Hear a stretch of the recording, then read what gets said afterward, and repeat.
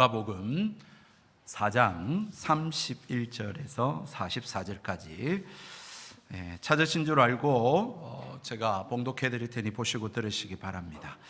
갈릴리의 가버나움 동네에 내려오사 안식일에 가르치심에 그들이 그 가르치심에 놀라니 이는 그 말씀이 권위가 있음이로라. 회당에 들어온 귀신 들린 사람이 있어 크게 소리질러 이르되 아 나사렛 예수여 우리가 당신과 무슨 상관이 있나이까? 우리를 멸하러 왔나이까? 나는 당신이 누구인 줄 아노니 하나님의 거룩한 자니이다. 예수께서 꾸짖어 이르시되 잠잠하고 그 사람에게서 나오라 하시니 귀신이 그 사람을 무리 중에 넘어뜨리고 나오되 그 사람은 상하지 아니한지라.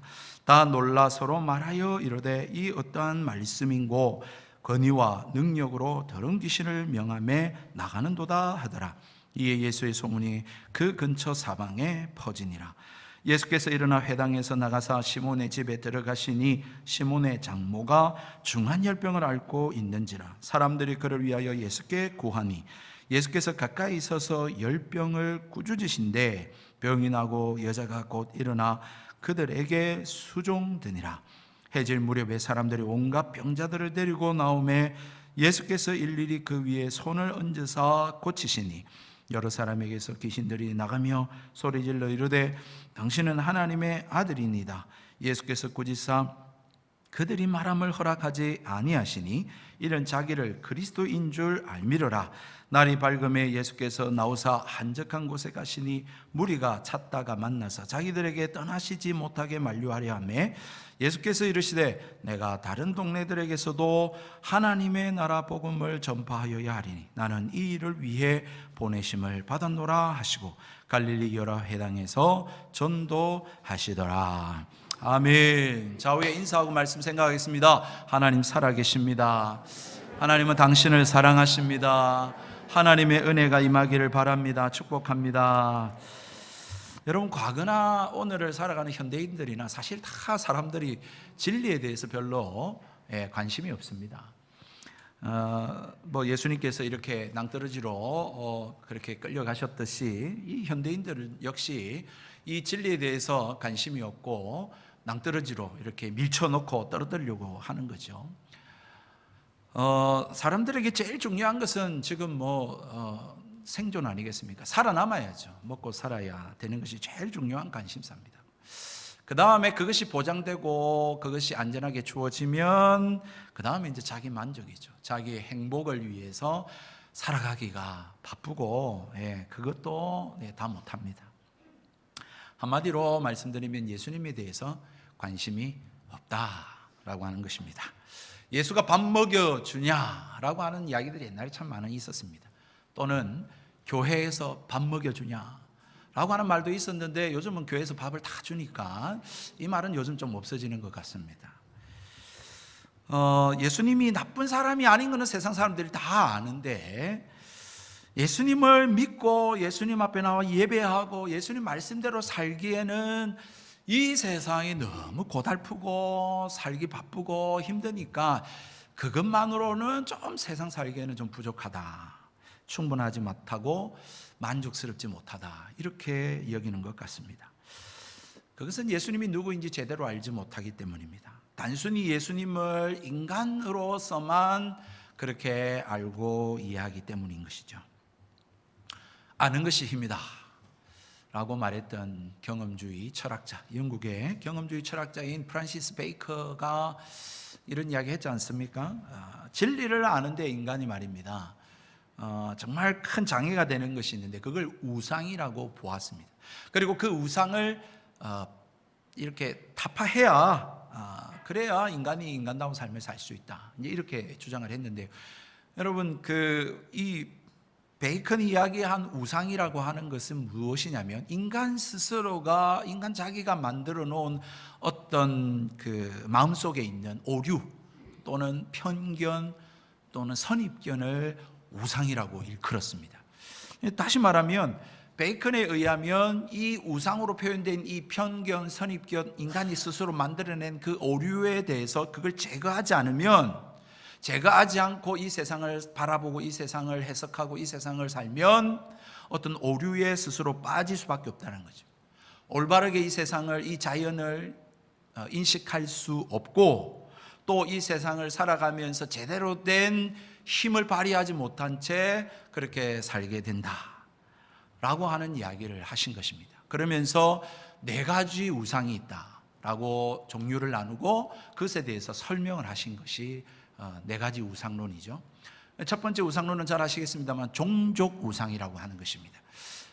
이 네 가지 우상 모두가 다 인간의 근본적인 이 본성을 배경으로 하고 있습니다만, 이 첫 번째 종족 우상이라는 것은 그야말로 인간의 본성을 적나라하게 드러나는 우상이죠. 그래서 인간은 인간 중심적으로 해석을 합니다. 인간 중심적으로 모든 사물들을 바라보고 그렇게 해석을 하고 반영을 하려고 한다는 거예요. 예를 들면 그런 거 아니겠습니까? 벼락이 어떤 누군가에게 내리쳤는데 말입니다. 그것이 어떤 자연의 또는 다른 원리에 의해서 그렇게 된 것이 아니라, 아이고 벼락 맞을 만한 짓을 했는가 보다, 그렇게 옛날에 어른들이 그런 이야기를 하시는 거죠. 다른 이야기로는 새가 지저귀는데, 이 새가 지저귀는 걸 보면서 우리나라 사람들은 아이고 새가 슬피 운다 이렇게 이야기를 하잖아요. 근데 서양 사람들은 새가 노래한다 이렇게 이야기하죠. 근데 새는 우는 건지 노래하는 건지 아니면 의사소통을 하는 건지 몰라요. 그런데 우리는 인간의 입장에서 그렇게 새의 그 지저귐을 그렇게 해석을 한다라는 거예요. 그게 바로 종족 우상의 예입니다. 두 번째로는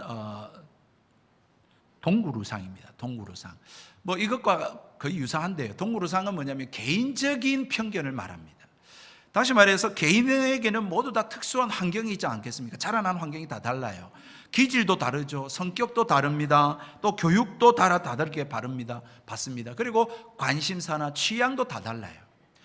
그 개인의 어떤 특성, 성향, 기질, 배움, 그리고 모든 주변의 환경에 따라서 그 사람이 갖게 되어지는 그런 편견과 선입견이 있다라는 거예요.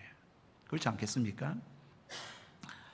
그런 걸 바라보고 세상을 이해하고 어떤 사물을 판단을 하는 거죠. 그걸 이제 한마디로 말하면 음물한 개구리라고 표현을 해드릴 수 있겠습니다. 세 번째는 시장의 우상입니다. 시장에서 사람들이 말입니다, 물건을 사고 팔고 하면서 오고 가고 주고받는 이야기들, 말들에 대해서 사람들은 그 어떤 잘못된 단어들을 쓴다든지 또는 잘못된 정보를 듣는다든지 하면서 발생하는 그런 편견과 선입견에 대한 문제입니다. 그러니까 옛날에 사람들이 막 주고받으면서 여러분 유니콘 또는 봉황새라고 하는 것이 있다라고 생각한 거예요. 사람들이 그 어떤 신비로운 동물들이 있다 하더라 하니까 사실 여부와는 상관없이 그렇게 받아들이는 것입니다. 뿐만 아니라 사람들의 주고받는 말, 어떤 누군가의 이야기를 통해서 여러분 증권 시세가 오르락내리락하는 그런 것들을 통해서 우리는 오늘도 똑같은 그러한 시장의 우상을 경험할 수 있는 거죠. 마지막 우상은 뭐냐면 이 극장의 우상입니다. 우리가 인간으로서 탁 태어나면서 이 세상이라고 하는 무대 속에 딱 있게 되는데, 이 무대 속에서 보여지고 듣고 경험하는 그런 모든 역사, 전통, 그리고 사상, 그리고 사람들이 이야기하는 그 어떤 권위들, 세워진 권위들, 이런 것들은 여러분 내가 만든 거 아니거든요. 이게 주어지는 거예요. 그런데 이것들에 대해서 무비판적으로 그리고 어떤 가감 없이 반성 없이 받아들이는 데서 발생하는 편견과 오류라고 하는 사실들인 거죠. 여러분 사실 전통, 그리고 사상, 그리고 어떤 권위 이런 것들은 사실은 무비판적으로 받아들이면 안 되거든요.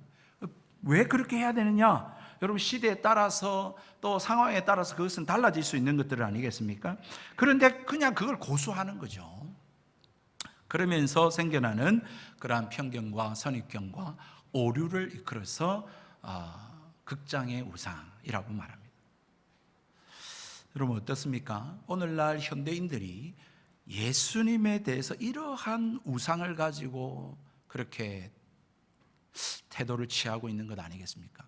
예수님이 도대체 누구냐라고 하는 것을 알려고 하지 않은 채 그냥 사람들이 이렇다 하더라 저렇다 하더라 그런 게 어디 있어 라고 하면서 그렇게 인간의 선입견과 편견과 오류로서 그렇게 예수님에 대해서 생각하고 말하는 것, 여러분 그렇지 않나요?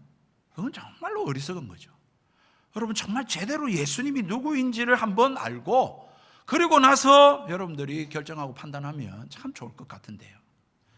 여러분 성경은 그래서 예수님에 대해서 말해주고 있습니다. 예수님이 이런 분이다 라고 하는 사실을 여러분 객관적으로 알려주려고 그렇게 시도하고 있다는 것입니다. 여러분 오늘 성경에서 그렇게 예수님 누군지를 말하는데요, 자기 고향에서 다시 말하면 나사렛에서 예수님은 배척을 받으셨습니다. 낭떠러지로 이렇게 밀쳐지고 떨어뜨리려고 했습니다. 그런데 예수님께서는 그 죽음을 모면하시고 그리고 나서 그곳을 떠나서 가버나움으로 가셨습니다. 오늘 성경 우리가 읽은 것은 가버나움에서 있었던 사건을 그렇게 누가가 기록을 한 말씀입니다. 근데 지난주에 살펴본 이 30절까지의 말씀의 분위기와는 사뭇 다른 분위기를 알 수 있죠. 여러분 가버나움에서는 예수님께서 놀라운 이 나사렛에서는 행하지 않은 놀라운 사건들, 그런 기적들을 많이 행하고 있다는 사실을 보게 됩니다. 왜냐하면 그것을 통해서 이제 예수님이 누구인지를 스스로 증명하고 계셨고 그것을 누가는 알려주고 싶어 했던 것이죠. 여러분 예수님이 누구인가? 첫 번째로 보시면 예수님께서는 32절에 이 안식일에 회당에 가서서 말씀을 가르치셨는데 이 말씀을 들은 모든 사람들이 뭐라고 이야기하냐면 놀랬다라고 그렇게 성경에 기록해 놓고 있습니다. 왜 놀랬냐니까 예수님의 가르침은 여러분 회당에서 안식일마다 여러분 바리새인들이 또는 서기관들이 또는 교법사들이 그렇게 많이 가르치지 않았겠습니까? 그런데 그들의 가르침과는 전혀 다른 그런 어떤 권위가 있는 그러한 가르침이었다는 것을 이들이 맛보게 되고 경험하게 된 것이죠. 그러면서 놀랬다라고 말하면서 야, 예수님 말씀에 뭔가 권위가 있고 권세가 있구나, 뭔가 좀 다르구나 라고 하는 것을 깨닫게 됐다는 것입니다. 여러분 이 예수님의 권세 있는 가르침, 이 가르침에 대해서 윌리엄 핸드릭스라고 하는 성경학자 교수님이 계시는데 그분이 이 5가지로서 이분의 예수님의 그 권세 있는 가르침에 대해서 설명을 이렇게 시도를 하셨습니다. 첫 번째로는 진리의 말씀을 전했기 때문이다. 둘째는 체계 있게 가르쳤기 때문이다. 세 번째는 청중의 호기심을 그렇게 일으키는 비유를 많이 사용했기 때문에 그렇다. 네 번째는 듣는 자의 영혼을 사랑하는 마음으로 가르쳤기 때문에 그렇다. 다섯 번째는 전하시는 말씀이 하나님께 받아 말한 성경을 기초로 하여 전했기 때문에 그렇다. 예수님의 권세 있는, 이 권위 있는 가르침이 이런 것이다 라고 하는 설명을 시도를 했는데요, 뭐 참고할 만한 설명인 것은 맞습니다만은, 그러나 성경 자체에서는 예수님이 무엇을 말씀했고 어떤 내용을 가르쳤고 어떤 방식으로 그렇게 전하셨는지에 대해서는 단서를 제공하고 있지 않습니다. 설명하고 있지 않아요. 예수님의 가르침 말씀의 내용 방식에 있어서 여러분 어떤 식으로 했을까 잘 모르지만 여러분 우리가 살펴보았던 대로 4장 사실 16절의 말씀에도 안식일에 해당해서 가르치셨거든요. 이사야서의 말씀을 읽고 말입니다. 그렇기 때문에 예수님 뭐 이전의 방식하고 크게 다르지 않으셨을 것이라는 겁니다. 그런데 왜 이런 반응이 일어났을까요? 그것은 바로 예수님의 이 말씀에 신적 권위가 담겨져 있다라고 하는 것을 이들이 경험하게 되어졌다라고 하는 사실인 것이죠. 여러분 예수님의 말씀에는 권세가 있고 권위가 있습니다. 왜냐하면 예수님은 하나님이시기 때문에 그렇습니다. 그렇기 때문에 예수님의 말씀은 하나님의 말씀이죠. 요한복음 3장 34절의 말씀에 보니까 하나님이 보내신 이는 하나님의 말씀을 하나니 이는 하나님이 성령을 한량없이 주심이라. 여러분 예수님께서 오셔서 하셨던 이 말씀들은요, 여러분 자의적으로 임의적으로 자기가 하고 싶은 말씀 하신 것이 아니라 이것은 하나님의 예수님께로부터 주신 그 말씀을 예수님께서 전하셨다라고 하는 사실을 말하는 것입니다. 그래서 하나님 말씀을 전했고 하나님의 뜻을 전한 것입니다.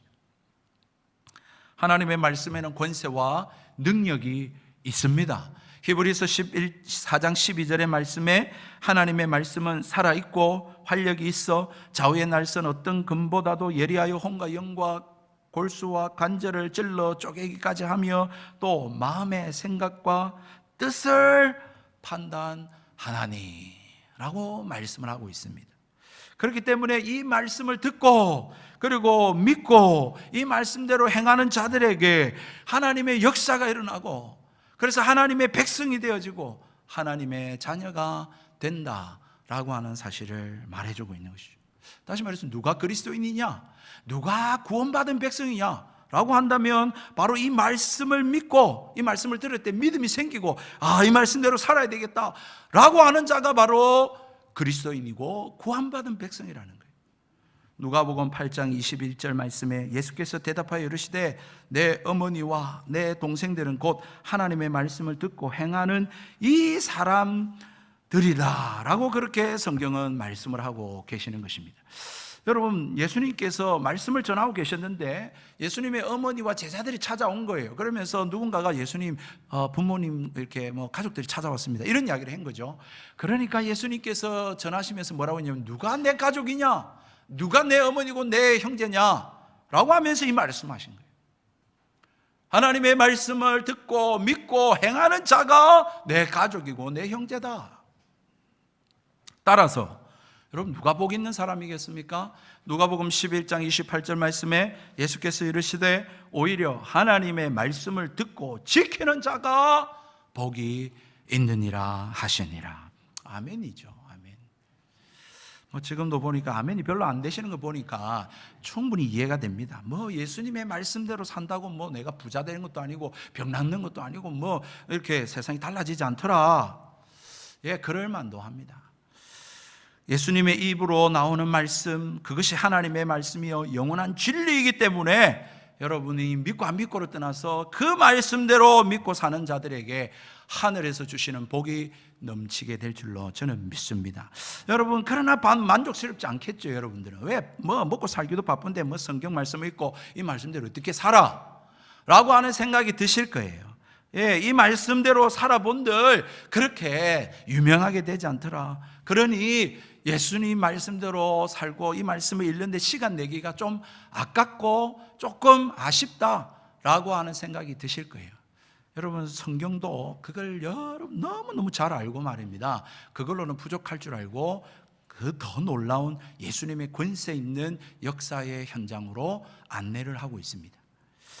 여러분, 그래서 33절로부터 보면 귀신 들린 자가 나음을 입는, 귀신이 떠나가는 놀라운 기적을 성경은 기록해 놓고 있는 것이죠.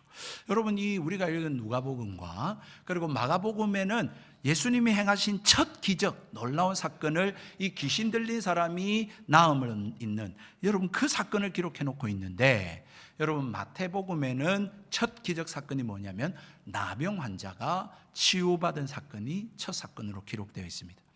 그리고 요한복음에는 여러분 물이 포도주로 바뀐 사건이 첫 기적 사건으로 기록되어져 있습니다.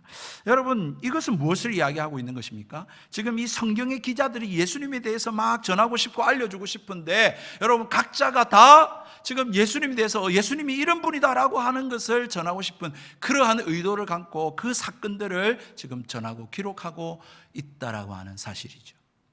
여러분, 지금 누가가 그러면 이 사건을 통해서 말하고자 하는 예수님은 누구이실까요? 예수님은 이 영적 세력, 이 귀신을 내어 쫓을 수 있는 영적 권세를 가지신 전능하신 하나님이다 라고 하는 사실을 말해주고자 하는 것이죠. 여러분, 예수님께서 안식일에 대해서 회당으로 가셨는데, 회당에 예수님의 말씀을 듣기 위해서 또는 회당의 안식일을 지키기 위해서 여러분 바리새인들, 서기관들, 교법사들 또 많은 무리들 있지 않았겠습니까? 그 중에 귀신 들린 사람도 있었던 것이죠. 예수님의 말씀을 듣는데 다른 사람들은 와, 어떻게 말씀이 저렇게 참 다르지? 말씀이 정말 탁월하다 이러면서 지금 은혜 받고, 어떤 사람들은 놀라고 감탄을 하고 있는데, 여러분 귀신 들린 사람은 어땠다는 겁니까? 한 10분을 들었습니다. 얼마나 들었는지는 모르겠습니다만 참고 또 견디면서 이렇게 예수님 말씀 듣고 있는데 견디다 못해가지고 소리를 지르면서 외치는 것입니다. 그것이 오늘 우리가 읽은 이 34절의 말씀이에요. 듣다가 막 못 참고는 막 소리를 질렀는데 뭐라고 말하니, 나사렛 예수여, 우리가 당신과 무슨 상관이 있나이까? 우리를 멸하러 왔나이까? 나는 당신이 누구인 줄 아노니 하나님의 거룩한 자니이다. 여러분, 누가 물어봤습니까? 누가 뭐 이렇게 말하라고 이야기했습니까? 아무도 시키지 않았는데 이 사람이 막 참다 견디지 못해가지고 막 버럭 소리 지르면서 이렇게 하나님 말씀에 대해서 말입니다, 반응을 보이고 있는 거예요. 저항을 하고 있는 거죠. 여러분, 어느 한 방송에서 세계적인 로봇공학자 데니스 홍이라고 하는 사람이 나와서 인터뷰를 하는데 여러분, 기가 막힌 이야기를 하더라고요. 그 사람이 여러분 이 장애인들, 시각장애인들을 위해서 시각장애인들이 운전할 수 있는 차를 개발을 했어요. 그런데 이 시각장애인들 중에서 좋아하는 사람도 있었겠지만 반대하는 사람들이 많았답니다.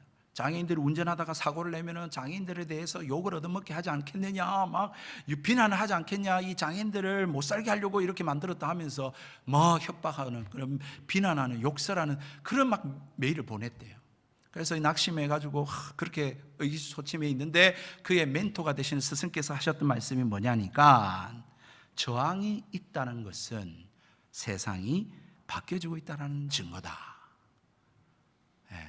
아멘은 안 하셔도 됩니다만 저는 너무 탁월하다 그렇다는 생각이 들었어요. 정말로 여러분, 복음 전할 때 하나님 말씀이 주어질 때에 여러분 두 가지 반응이 반드시 일어납니다. 긍정적으로 아멘 말씀대로 살겠습니다 이런 사람이 있는가 하면 뭐 쓸데없는 소리 하고 있어, 시끄러워, 그만해 하면서 막 빨리 안 맞추나 하면서 시계 보는 사람이 있는 거죠. 여러분, 하나님 앞서 말씀드린 대로 하나님 말씀에는 생명력이 있거든요. 여러분, 생명력이 있고 활기가 있기 때문에 그 말씀이 역사하는 겁니다. 그러니까 이 귀신 들린 사람에게 하나님의 말씀이 임하니까, 진리의 빛이 임하니까 거짓이 드러나고 여러분 어둠이 괴로운 거예요. 그러면서 묻지도 않았는데 떠나십시오, 나를 멸하려고 왔습니까? 당신 하나님이 아닌 줄 압니다. 이렇게 지금 막 소리를 지르고 이 말씀을 저항하고 있는 거예요. 여러분, 또 하나 여러분 여기에서 놓치지 말아야 될 사실이 있습니다. 여러분, 지난번에도 한번 언급을 했습니다만 어쨌든 여러분, 귀신이 오늘 성경에 보니까 하나님의 아들 예수 그리스도를 너무너무 잘 안다라는 거예요. 귀신이 말입니다. 여러분, 귀신은 하나님을 대적하고 하나님께 속한 존재는 아닙니다만은 여러분, 하나님께서 다스리시는 영적 피조물의 존재이기 때문에 여러분, 하나님에 대해서, 예수님에 대해서 너무너무 잘 알고 있습니다. 여러분, 야고보서 2장 19절의 말씀에도 네가 하나님은 한 분이신 줄을 믿느냐? 잘하는도다. 귀신들도 믿고 떠느니라 라고 말씀을 하고 있습니다. 여러분, 잘 보십시오. 여러분, 귀신들이 여러분 하나님을 압니다. 뿐만 아니라 야고보서의 말씀 보니까 뭘 한다고요? 믿는다고 말합니다. 그리고 어떻게 한다고요? 떤다고요. 다시 말해서 두려워한다고요. 하나님을 두려워한다고요. 경외한다고요. 여러분, 우리가 교회를 다니는 것으로만 만족하고 내가 예수님 안다, 성경 좀 안다 라고 하는 것으로만 여러분 만족해 한다면 귀신의 믿음하고 다를 바가 없는 믿음이에요. 여러분, 그렇다면 귀신의 믿음과 여러분 성도의 믿음이 어떻게 다르겠습니까? 다르죠, 분명히. 믿고 아는 것, 이런 건 두려워 떨고 하는 건 다 똑같은데 뭐가 다르냐면 여러분, 귀신은 하나님을 사랑하지 않습니다. 귀신은 하나님 말씀대로 살려고 하지 않습니다. 다시 말해서 구원받은 백성은 하나님을 사랑해요. 그리고 하나님 말씀대로 순종하고 살려고 해요. 비록 내가 100% 그러지는 못하지만 말씀을 읽으려고 하고 이 말씀대로 살려고 그러지 못할 때 동의하고. 여러분, 그것이 바로 이 귀신의 믿음과 우리의 성도의 믿음하고 다른 것입니다. 여러분, 이 신앙에 대해서 여러분 기억해야 될 것은 우리의 신앙이 정말 하나님을 사랑하는가?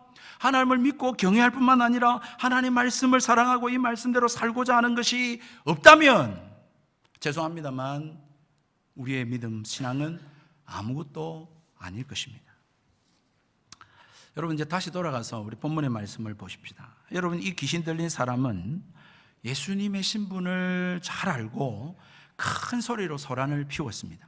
다시 말해서 하나님 말씀을 전하는 이 말씀 사역을 방해하고 있는 것이죠.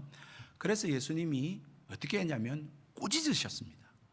뭐라고 이야기합니까? 잠잠하고 그 사람에게서 나오라! 이렇게 말합니다. 제가 조금 소리를 높였습니다만 아마도 예수님은 더 크게 했을는지도 모르겠습니다. 우리가 상식적으로 그냥 예수님의 이미지 생각하면 예수님은 야 그만해라, 조용히 해라, 나오느라 뭐 이렇게 부드럽게 이야기하고 얼레고 달래실 수도 있지 않겠습니까? 그런데 여러분, 예수님은 그렇게 하지 않으셨어요. 영적 대적자는 얼레고 달랠 존재가 아닙니다. 협상의 대상이 아니에요. 타협의 존재가 아니에요. 여러분, 야고보서 4장 7절에 뭐라고 말씀했습니까? 마귀에게 대적하라, 그리하면 너희를 피하리라. 베드로전서 5장 8절 9절에도 근신하라, 깨어라, 너희 마귀가 대적 마귀가 오는 사자와 같이 두루다니며 삼킬 자를 찾는데 너희는 믿음을 굳건히 하여 그를 대적하라 라고 말씀을 하고 계십니다. 여러분, 우리가 이 세상을 살아갈 때 분명히 마귀는 역사합니다. 지난번에 언급드렸듯이 여러분 뭐 시커먼 존재가 막 삼지창 들고 나타나는 게 아니라 우리의 마음과 생각에 여러분 어떻게 한다고 했습니까? 예수 안 믿는 사람들 어쨌든지 예수 못 믿고 지옥 가게 만들고, 예수 믿는 사람은 어쩌든지 은혜 못 받고 하나님 말씀대로 못 살고 그렇게 하다가 죽고, 그렇게 살도록 만든다라는 것 아니겠습니까? 그러니 여러분, 지금도 마귀는 우리의 마음과 생각에 하나님 말씀을 사랑하지 않고 하나님을 떠나고 예배하지 않고 여러분 그렇게 어긋나게 육신의 정욕을 위하여 그렇게 살도록 유혹하고 미혹하고 있는데, 여러분 우리가 어떻게 하고 있는 거예요? 아유 그래 맞다, 오늘 좀 쉬자, 그만하자, 아이고 많이 했잖아 옛날에. 그렇게 하면서 하나님 이 영적 유혹과 이 마귀에 대해서 타협하는, 얼레고 달래는 거예요. 여러분, 그렇게 하면 안 됩니다. 여러분, 이 영적 마귀가 우리의 마음과 생각에 그런 것들을 불러일으킬 때에 여러분 타협하면 안 되고, 부탁하면 안 되고, 여러분 사정하면 안 되고, 꾸짖어야 됩니다. 이건 하나님의 뜻이 아니야, 야 하나님 말씀 아니야, 마귀야 떠나가, 이런 생각 가지면 안 돼. 내가 하는 말씀대로 살아야지. 여러분 그렇게 선포하셔야 돼요. 그래야 이길 수 있고 믿음으로 승리하고 하나님 나라를 이루어갈 수 있는 거죠. 그런데 귀신이 그 사람에게서 쫓겨날 때에 어떻게 하고 나갔습니까? 그 사람을 넘어뜨리고 나갔습니다. 참 우리가 이게 잘 안 되는 이유가, 여러분 혹시나 이 마귀가 해코지 할까 봐, 뭐 좀 안 좋게 하고 그렇게 할까 봐 우리는 그걸 두려워하죠. 그래서 대적을 잘 못합니다. 여러분, 그런데 보십시오. 예수님이 명령을 하십니다. 나가, 그렇게 나오라, 그렇게 했는데 귀신이 나오면서 그 사람을 무리 중에서 넘어뜨리고, 그리고 나서는 나왔는데 여러분 어떻게 됐다고 말합니까? 그 사람은 상하지 아니했다, 그렇게 말씀하고 있습니다. 실로 이 사단이 우리에게 협박하고 위협하는 것은 무섭습니다. 내가 말씀대로 살면 사업이 안 될 것 같고, 장사가 안 될 것 같고, 여러분 어려울 것 같고, 뭐 자식들이 안 될 것 같고, 여러분 그런 두려움이 많이 생겨요. 주일날 거룩하게 지키며 공부하는 친구들 생각하면 나는 뒤처질 것 같고 그런 생각 들어요 사실. 그런데 여러분 오늘 성경에 뭐라고 말합니까? 아니다, 결코 하나님이 행하시고 말씀대로 순종할 때에 상하지 않는다, 그렇게 말씀해요. 여러분 왜냐하면 마귀는요, 여러분들 착각하지 마십시오. 마귀는 이미 하나님께로부터 실패한 존재입니다. 쫓겨난 존재예요. 뿐만 아니라 예수님께서 십자가에 못 박혀 죽으시고 사흘 만에 부활하심으로 말미암아 이 뱀의 머리를 상하게 하셨어요. 이미 큰 타격을 받고 지금 이제 지옥불에 던져질 그날만 기다리고 있는 존재예요. 그렇기 때문에 예수님을 구주로 믿고 하나님의 자녀를 어떻게 할 수가 없어요. 여러분 망하게 할 수 없다고요. 여러분. 이제 문제는 믿음의 문제죠. 우리의 믿음의 문제. 여러분 마귀가 보십시오. 어떻게 합니까? 이 귀신이 예수님이 나오라 그러니까 나옵니다. 하나님 말씀의 명령에 복종할 수밖에 없어요. 여러분 이것들을 보면 우리가 어떻게 해야 되냐면, 어떤 일을 만나더라도 정신을 차리고 깨어서 여러분 마귀를 대적하고 하나님 말씀에 순종할 때에 여러분 놀라운 하나님의 역사를 경험할 수가 있다라고 하는 것입니다. 내가 지금까지 그런 일을 경험해보지 못했는데요 하면 죄송합니다만 여러분 말씀대로 안 살아서 그래요. 마귀를 대적하지 않고 타협하고 그냥 얼레고 달래고 같이 살아가니까 아무 문제 없는 거죠. 여러분 오늘 본문의 마지막 사례를 보십시다. 여러분 참 말씀 시간이 짧아서 다 말씀 못 드리지만, 여러분 아무리 이렇게 예수님이 조용해라 해도 이 소문이 막 37절에 보니까 금방 사방이 다 퍼집니다. 여러분, 오늘 우리가 이 성경을 보고도 이 대한민국까지 와가지고 이 예수라는 사람에 대해서 우리가 이 아침에 이 말씀을 듣고 있는 것도 이건 놀랍지 않습니까? 예수가 이 세계의 왜 논란의 중심에 서 있는지도 놀랍지 않아요? 세계사를 보면 여러분 다 예수를 죽이려고 했지 않습니까? 예수 믿는 사람 죽이려고 하고 성경 불태우려고 했는데, 여러분 38절의 말씀, 이제 마지막 이 사건을 소개하고 있습니다. 이번에는 어떤 사건이냐면, 이렇게 회당에서 일을 마치시고 시몬 베드로의 집에 가려고 했습니다. 식사를 하러 가려고 했는지는 잘 모르겠습니다. 어쨌든 가셨는데, 시몬의 장모가 지금 열병을 앓고 지금 누워있는, 지금 아파있는 그런 상황이었습니다. 여러분, 이 열병이라고 하는 것은 오늘날로 말하면 장티푸스와 같은 것입니다. 열이 40도에 올라가는 거죠. 오늘날은 약도 좋고 처방 기술도 좋기 때문에 여러분 지금은 치료가 됩니다만은, 여러분 지금 2000년 전입니다. 여러분 이 땅에는 10중 8구 다 이 열병에 걸리면 다 죽었습니다. 지금 급박한 그런 상황이에요. 여러분, 오늘 이 말씀을 통해서 여러분 좀 우리가 기억해야 될 것은, 여러분 베드로의 집 안에 장모가 이 일에 이렇게 해당 사항이 되어졌다라는 거예요. 아니, 예수님을 따라서 지금 건물도 버려두고 집도 버려두고 지금 예수님 쫓는데 예수님께서 다 책임져 주시지 않느냐? 여러분, 우리는 그렇게 믿잖아요. 그런데 여러분, 예외가 없어요. 질병이라고 하는 것은 여러분 어떤 사람을 가리고 그렇게 주어지는 게 아닙니다. 이 세상 그 어떤 사람도 질병 없는 사람 아무도 없습니다. 여러분, 문제는 무엇입니까? 왜 그걸 이야기합니까? 여러분, 질병을 우리가 원하지도 않고 즐거운 일도 아닌데 왜 우리는 질병을 내 곁에 두고 친구처럼 그렇게 한평생을 살다가 죽어야 하는 존재인가?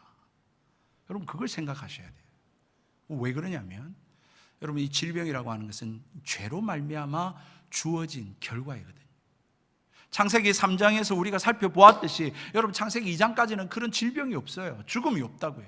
그런데 창세기 3장부터 여러분 이 죄로 말미암아 하나님을 떠나고 난 이후에 모든 질병과 저주와 죽음이 최종적으로 주어졌음을 우리는 성경을 통해서 확인할 수가 있는 것입니다. 여러분, 그런데 여러분 낙심하지 마십시오. 우리는 이렇게 살다가 죽을 수밖에 없는 존재냐? 그렇지 않다라는 것이죠. 성경은 그걸 이야기하고 있지 않아요. 이 사실은 여러분 분명히 우리에게는 고통스러운 것이고 우리에게 즐겁지 않은 일이지만, 하나님은 그 사실을 통해서 하나님 우리에게 선으로 바꾸어 주기를 원하시는 것입니다. 다시 말해서 하나님은 이 질병을 치료하기를 원하세요. 여러분, 죄로 말미암아 우리에게 임한 그 저주와 진노와 재앙을 하나님은 해결해 주시고 우리에게 좋은 것 주기를 원하시는 분이시라고 하는 사실입니다. 여러분 한번 보십시오. 이 분명히 질병이라는 것이 죄로 말미암은 결과입니다. 뿐만 아니라 여러분, 사단이 우리를 넘어뜨리고 위협하기 위해서 주는 경우도 있습니다.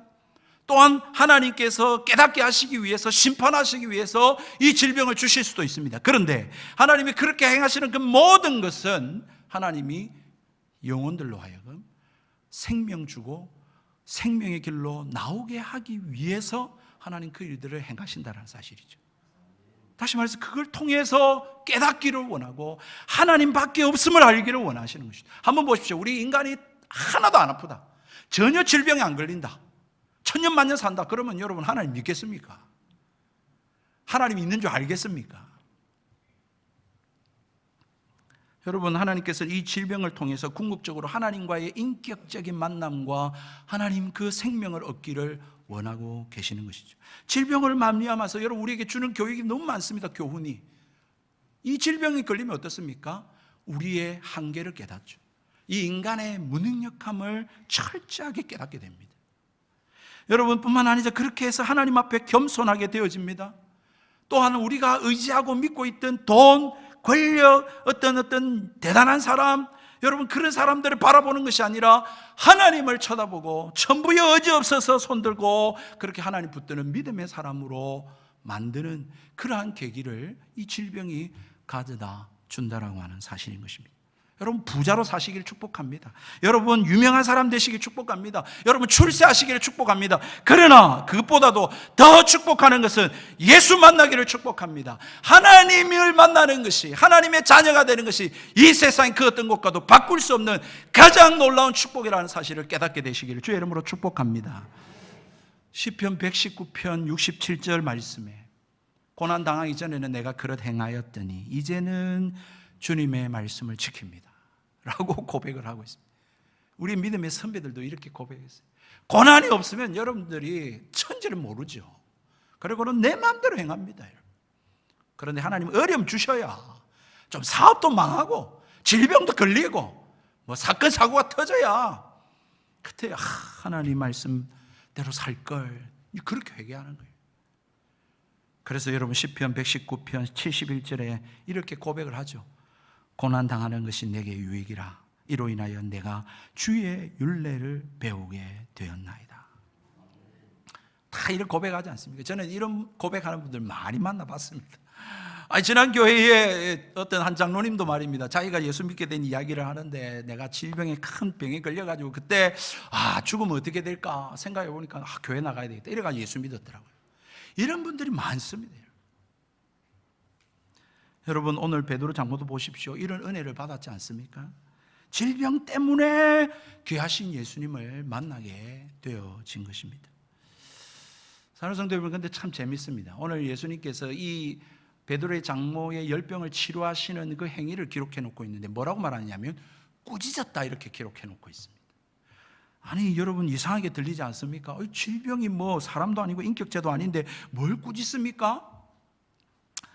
여러분 뭐라고 꾸짖었는지는 성경에 기록해 놓고 있지 않기 때문에 알 길은 없습니다만 우리가 성경의 문맥을 따라서 우리가 유추를 해보면 여러분 앞에서 귀신한테 어떻게 했습니까? 그 사람에게서 나오라! 라고 이야기했듯이 아마도 이 장모의 이 열병을 가지고 말입니다. 열병아 떠나가라! 라고 이야기했을는지 모르겠습니다. 여러분 그런데 중요한 것은 여러분 이 말씀을 가지고 오해하시는 분들이 많이 계세요. 다시 말해서 이 모든 질병의 배후에는 다 마귀가 있고 귀신이 있다 이렇게 생각하는 거예요. 여러분 그렇지 않습니다. 그래서 제가 설명을 드리는 건데 맥락 속에서 보셔야 돼요. 여러분 맥락 속에서 앞에 귀신 들린 자를 하나님 치료해 주셨듯이 이 질병도 치료하는 권세가 있으신 분이 바로 예수님이다. 여러분 영적 세력을 다스리실 뿐만 아니라 우리가 죄로 말미암아 인간에게 임한 모든 질병과 저주와 재앙까지 다스리시는 창조주 하나님이 바로 예수님이다라고 하는 사실을 말하기 위해서 같은 맥락 속에서 이렇게 표현한 거예요. 이걸 문학적 표현 기법이라고 그러죠. 여러분 또 하나의 증거가 뭐냐면 그 뒤에도 보시면 여러분 40절에 온갖 병자들이 다 왔지 않습니까? 그 사람들에게 일일이 하나님 치료해 주시는 그때는 왜 그런 소리 안 합니까? 여러분 다른 성경에도 여러분들이 치료하는 방법들을 보시면은 여러분 그렇게 치료하는 사람들이 별로 없습니다. 여러분. 다 귀신 같으면 다 나가라 해야죠. 그러니 여러분 그렇게 믿고 그렇게 생각하면 여러분 이단입니다. 여러분 베레아 귀신론, 김기동 씨가 주창했던 이 베레아 귀신론입니다. 여러분 그렇게 하지 않게 되시기를 바랍니다. 정말로 이것은 오늘도 다시 말하지만 예수님이 어떤 분이신가를 말해주고 있는 사건이죠. 죄로 말미암은 그래서 이 땅에서 먹고 살기 위해서 허덕이고 그런데도 질병으로 고통하고 그러다가 죽을 수밖에 없는 하나님을 떠난 이 인간들의 이 모든 문제를 해결하시고 온전케 하시는 분이 예수님이다라고 하는 사실을 말하기 위해서 이러한 오늘날로 젊은이들이 말하는 라임을 사용하고 있다라고 하는 사실인 것입니다. 여러분 이렇게 예수님께서 말씀하시고 열병을 꾸짖으시사 그 순간 이 열병은 떠나가고 이 장모는 일어나서 예수님과 그의 일행들에게 수종들었다 그렇게 말씀을 하고 있는 것이죠. 여러분 예수님은 분명히 2000년 전에 이스라엘 땅에 태어난 사람이 틀림없습니다. 여러분 베들레헴 목수의 아들로 태어나셨고요. 뿐만 아니라 나사렛에서 30년간 살다가 그렇게 많은 사람들 또 모아다가 이스라엘의 유대 사회 개혁과 이 독립을 운동을 한 분이 틀림없습니다. 그리고는 십자가에 그렇게 실패를 하고는 죽임을 당한 그러한 사람인 것이 틀림없습니다. 그러나 이렇게 예수님을 인간적으로만 알면 안 되는 것이죠. 지금 여러분 성경의 기록에 여러분 예수님이 누구인지를 정확하게 전하고 있지 않습니까? 예수님을 인간적으로만 육신적으로 알면 여러분 세상 사람들처럼 진리를 낭떠러지게 그렇게 미칠 수밖에 없죠. 그렇게 살아갈 수밖에 없는 것입니다. 그러나 성경에 오늘 말씀하는 예수님은 누굽니까? 여러분, 말씀에 권세가 있는 분이십니다. 다시 말해서 신적 권세를 가지고 하나님의 말씀을 전하시는 하나님이십니다. 그는 여러분 보이지 않는 영적 세계와 영적 실체를 주관하시고 다스리시고 명령하시는 그러한 전지하시고 전능하신 하나님이십니다. 여러분, 예수님은 누구냐면 우리가 이 죄로 말미암아서 이 땅에서 생로병사, 여러분 그렇게 살 수밖에 없는 인간의 모든 문제를 온전하게 하시고 해결하실 수 있는 그러한 하나님, 창조주 하나님 되시다라고 하는 사실을 성경은 우리에게 말해주고 있다라고 하는 사실이죠.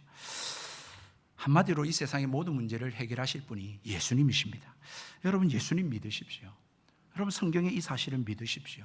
여러분, 그리고 예수님 앞에 나오십시오. 예수님 앞에 나오면, 예수의 이름을 부르면 죄사함 받고 여러분의 가정과 여러분의 삶이 온전해진다라고 하는 사실을 성경은 말씀해 주고 있습니다. 여러분, 예수님은 사랑입니다. 여러분들이 과거에 어떤 죄를 지었고 지난주에 어떤 죄를 지었든지 상관없이 예수님 앞에 나오십시오. 그러면 여러분, 오늘 40절에서부터 말하는 것처럼 예수님이 한 사람 한 사람 일일이 여러분 안수하셔서 여러분 그 질병을 치료해 주시고 고쳐주시는 분이심을 여러분 믿으시기를 바랍니다. 이러한 은혜가 여러분들에게 있기를 바랍니다. 여러분, 다시금 말씀드립니다. 예수님은 하나님이십니다.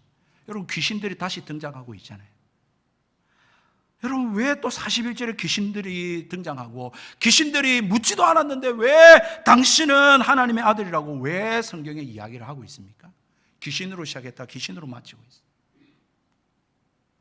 여러분, 뭘 이야기합니까? 귀신도 안다라는 거예요. 귀신도 믿고 있다라는 거예요. 귀신도 아는데 이 성경을 읽는 독자들아, 이 말씀을 듣고 있는 일삼백석에 모인 사람들아, 예수님 하나님의 아들이시다 믿어라 라고 우리에게 말하고 있는 것입니다.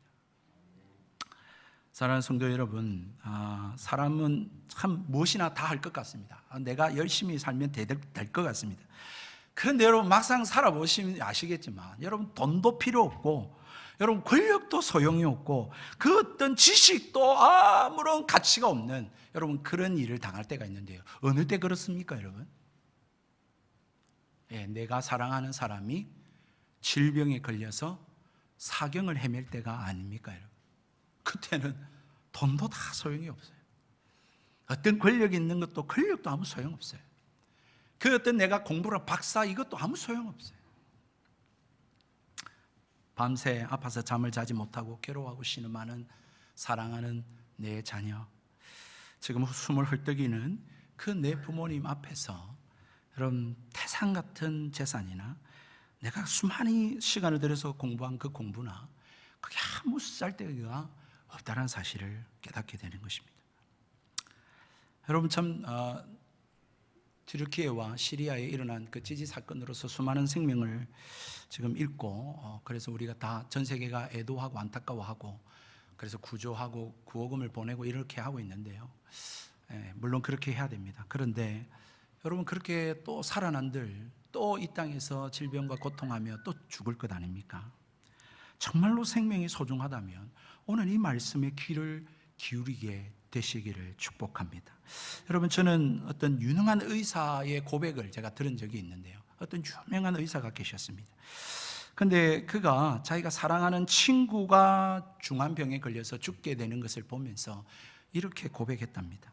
자기가 지금까지 유명한 의사로 소문이 났었지만 사랑하는 친구가 죽어가는 것을 보면서 내 의술로는 내가 어떻게 할 수 없는 그 일로 인하여 심한 자괴감, 절망감에 빠졌다라고 하는 이야기를 제가 들은 적이 있습니다. 여러분, 인간의 기술과 그리고 의학은 한계가 있습니다. 그러나 예수님은 모든 문제의 해결자가 되십니다. 질병을 고치십니다. 가정을 회복시키십니다. 자녀를 변화시키십니다. 삶을 건강하게 만들고 활력 있게 만들고 또한 우리의 삶을 온전하게 하시는 분이 예수님이십니다. 여러분, 예수님 앞에 나온다라고 하는 것은, 예수님이 찾아오신다라는 것은 여러분 죽음에서 생명으로 옮겨가는 것을 말합니다. 여러분, 어둠에서 빛으로 나온다라는 것을 말하는 것입니다. 여러분, 이 권세 있으신 예수님 믿으시기를 축복합니다. 예수님 영접하시기를 축복합니다. 예수 이름 부르시기를 축복합니다. 예수님 앞에 나오시기를 바랍니다. 예수를 찾으시기를 바랍니다. 그래서 모든 문제의 해결을 받고 이 땅에서 주님과 동행하면서 주의 은혜를 누리면서 저 천국을 여러분 소망하고 영생을 누리며 살아가는 그러한 저와 여러분 가정 되기를 주의 이름으로 축복드립니다. 우리 함께 찬양하십시다.